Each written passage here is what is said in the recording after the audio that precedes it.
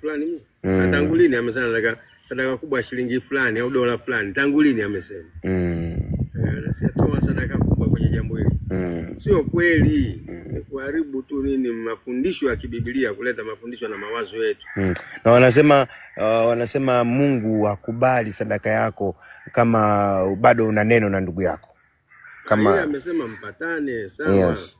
Mnatoaje sadaka? Sadaka ni asante kwamba Mungu amekutendea mema. Sasa hujamtendea mema mwingine, inakuwaje? Na ndio sala ya Bwana alivyosema utusamee makosa yetu kama sisi tunavyowasamea waliotukosea. Na kama hujamsamea mtu mwingine upaswi kusema ile sala ya Bwana. Na hata tunasema kama kasuku tu, wakati huko nina uchungu pale na mchungaji, na uchungu naye na mzee wa kanisa, lakini nasema kama kasuku.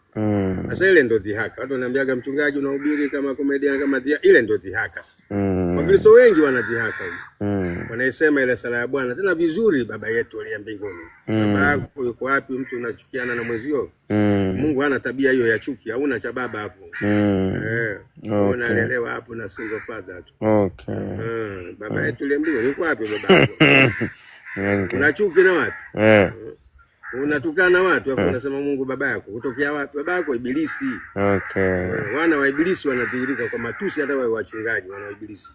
Kwa hiyo sasa ukileta sadaka yako kanisani kama una ugomvi na mwenzio, ina maana sadaka si haina maana ile? Haikubaliki.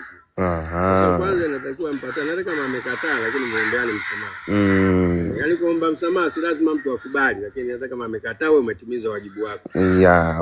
Kwamba Bwana nisamehe, nimemaliza. Wewe umetimiza wajibu wako, peleka sadaka yako. Kwa hiyo usianzishe ugomvi wa kusudi.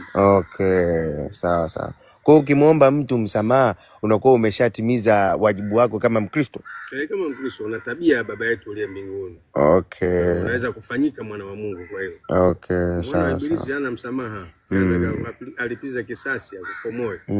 Akuue. Hana msamaha. Sawa. Kwa hiyo Mungu yaani pale mimi nataka nijue kwenye ile kumuomba mtu msamaha kuna nguvu gani hasa kama kwa Mkristo? Paka kuwe na roho wa Mungu.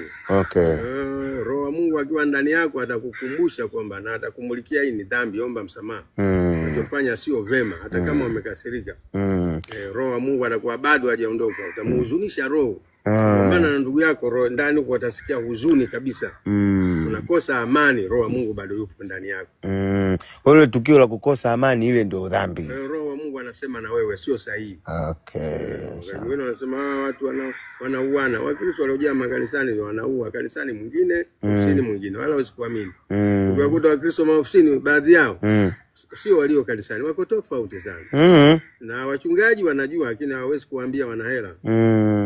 Wanafanya mambo mengi mabaya na ndio walikuwa wasomi wa kwanza.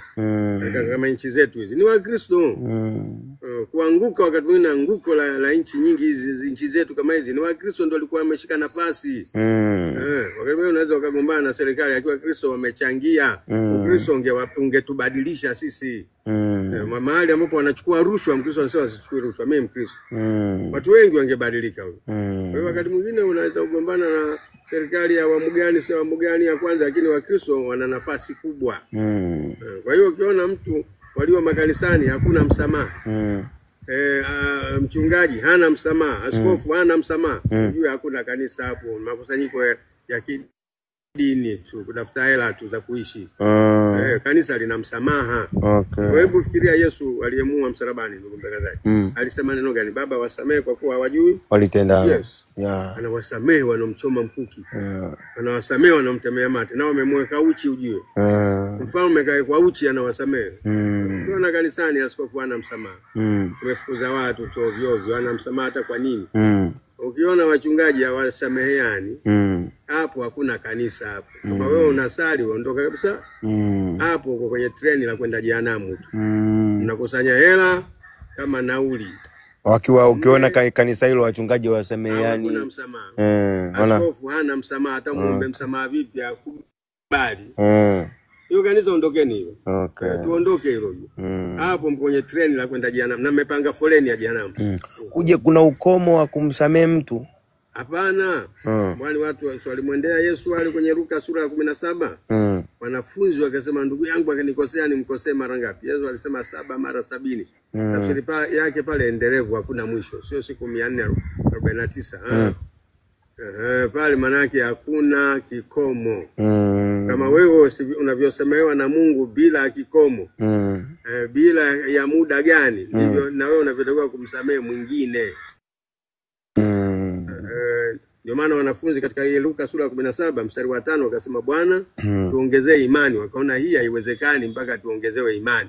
Kama wenyewe wanadamu tu katika hali hii ya mwili wa damu na nyama, hatuwezi.